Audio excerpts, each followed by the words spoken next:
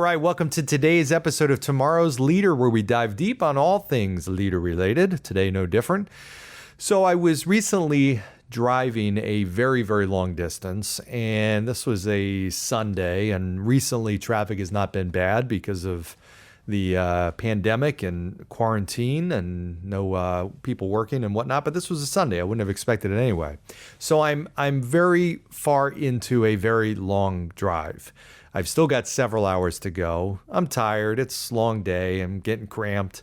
And everything is smooth sailing, but then my GPS tells me and gives me a signal that there is traffic ahead. Traffic has come to a stop, and the road is closed. Now, I'm on a highway, so and it's telling me to make a detour that ultimately would still elongate the time and stretch out my arrival time, but it would shorten it otherwise if I'd stayed on this road. So bottom line, I'm sitting there thinking to myself, okay, a whole bunch of things go through my head. Number one, okay, how bad is this traffic really?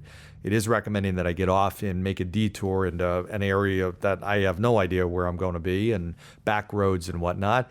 Is it really going to save me time? And I'm also thinking, okay, well, what are the chances that a highway literally is closed? I mean, maybe there's traffic, but it says this highway is closed. And it's telling me, I've got to get off at the next exit. So I now have a really quick time frame because I'm still going at a pretty good rate. And I've got maybe less than a minute. I've got to decide, am I going to get off at this exit or I'm just going to take my chances? And I'm thinking to myself, I think I'm going to take the chance. I'm just going to, I don't necessarily think this traffic is that bad, and I'm not necessarily that confident that the road is really closed.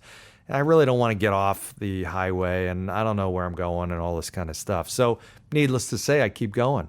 Well, about another 5 minutes goes by, and sure enough, I see the red lights and all the cars are slowing down, and actually slowing down to a complete stop. And the road is closed because there is some kind of crazy accident, and we're not moving. And there's no way to get off the highway at this point, and there's nothing to do other than sit and wait for the road to then be reopened and the accident or whatever it is to be cleared. And I'm just thinking to myself, okay, this is a disaster. I'm really tired and frustrated. I want to get home. And here I am in this predicament that I feel like now I kind of willingly went into.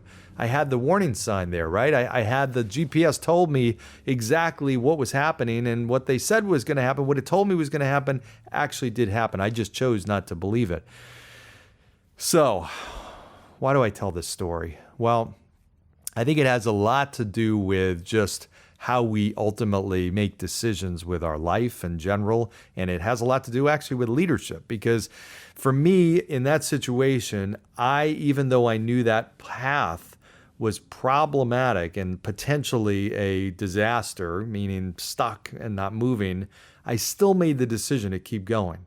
And the only reason was because that chance that I was taking on the known road where I know all the rest stops and I know what to expect, and I don't have to turn the wheel, I just keep going straight and keep it on cruise control, was much more comfortable.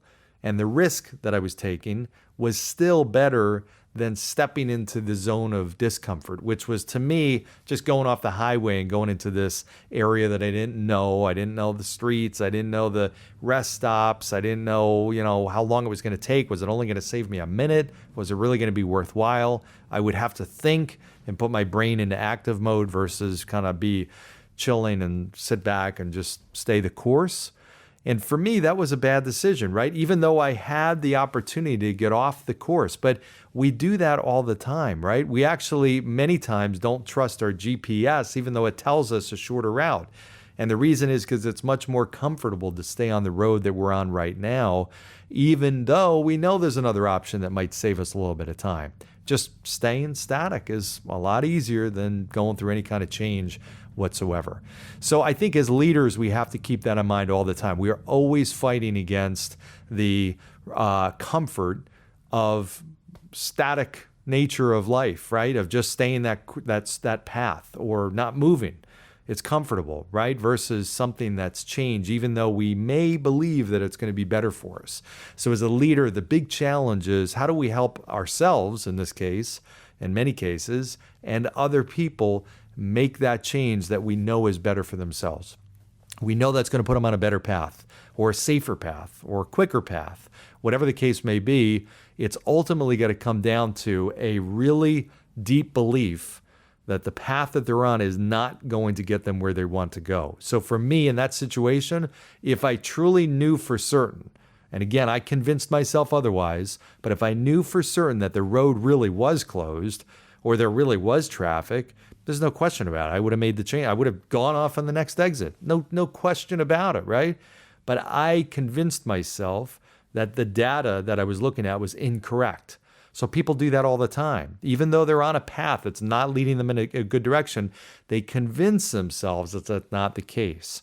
You know, I might be getting my blood pressure readings and I'm looking at really high blood pressure, but I come up with an excuse, or I convince myself that, yeah, it's really not that high, you know, and probably everybody's blood pressure is going up because of crazy times, or, you know, maybe the machine is broken, or maybe it's the white coat syndrome, you know, that my doctor tells me all the time.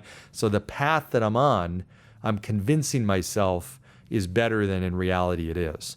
And that's what I find is the biggest sticking point to people making drastic changes or even minor changes in their life that are going to put them on a better path. They just convince themselves that the path that they're on is actually going to take them where they want to get to, even though deep down inside they have some question or doubts or even actually know that it's not going to.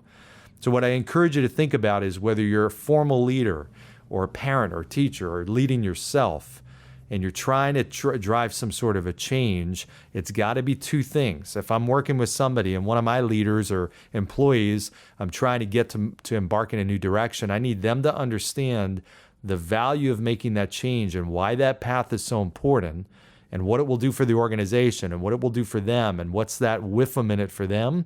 But I also need to understand why we're making that change to begin with.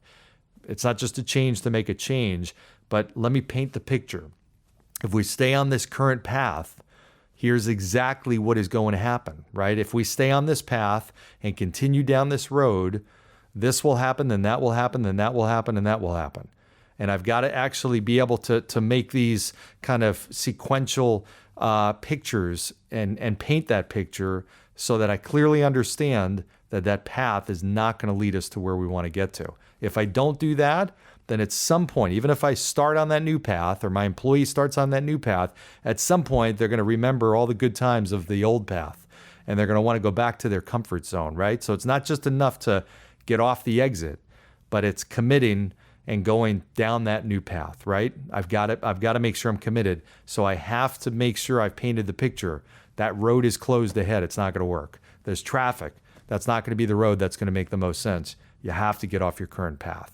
Okay, so my little driving experience brought to mind a really good leadership exercise of making sure it's not just selling the new path, but understanding why are we making the change? Why are we deviating from this very comfortable current path that seems to be working okay? Haven't had any traffic yet. The road hasn't been closed yet. Why would I want to make a move?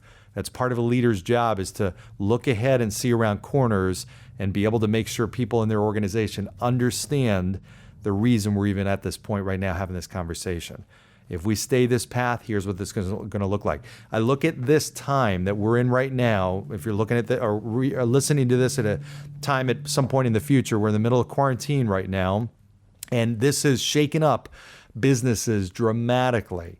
So businesses now are forced, and I think in a really, really good way, to re-look at the way they do business and look and force themselves into new directions. I know businesses that have changed their entire model, not just temporarily, but permanently, because this has forced them into an area that's uncomfortable. It's forced them onto a different road.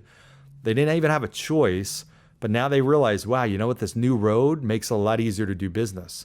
These new channels of doing business and virtual way of communication and all these things that have pushed us into a whole new creative zone to come up with all these new solutions to be able to adapt has put us in a really good sweet spot moving forward.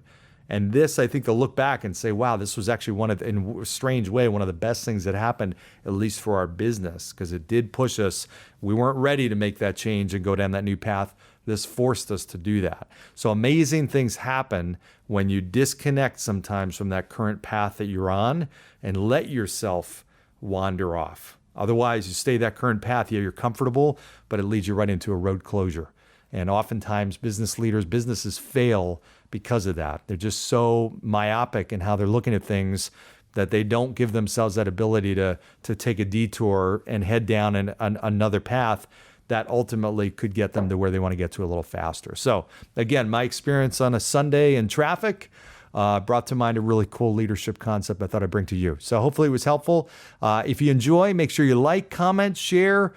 Give me some ideas and thoughts and feedbacks on other topics you'd love to hear or challenges that your experiences as a leader of your organization or your family or your life. I'd love to hear from you. I'd love to get some thoughts and ideas, and we'll bring it to the next podcast. So thanks for joining. Take care.